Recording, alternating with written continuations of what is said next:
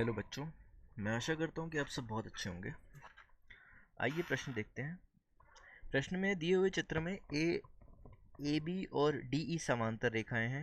A B और D E समांतर रेखाएं हैं। दिखाइए कि कोण x जमा कोण y माइनस कोण z इक्वल टू 180 डिग्री है।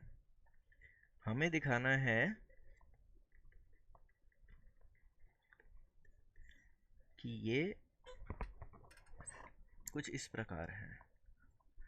ठीक है, तो इसको दिखाने के लिए, इस चीज़ को प्रूव करने के लिए हम एक काम करते हैं। हम सी से गुजरते हुए एक रेखा बनाते हैं जो ए बी और डी ई के समांतर है, इस तरीके से, और सी से गुजर रही है। ठीक है, तो ये कोण y को दो भागों में बांटेगी। हम मान लेते हैं कि जो ऊपर वाला भाग है वो है a।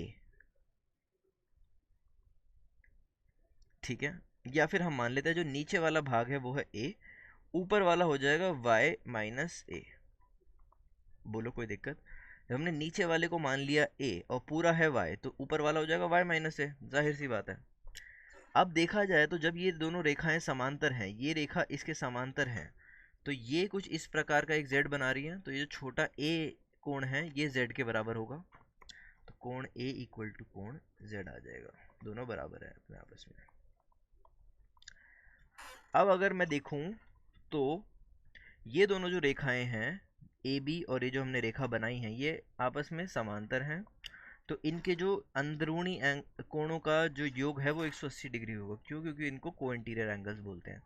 तो मैं लिख सकता हूँ कि x जमा y minus a is equals to 180 degree co interior angles, co interior angle कोण। तो x जमा वाई माइनस ए की जगह क्या मैं लिख सकता हूँ z। अब ध्यान से देखा जाए तो हमें तो यही बताना था। तो कोण x जमा कोण y माइनस कोण z is equals to 180 degree.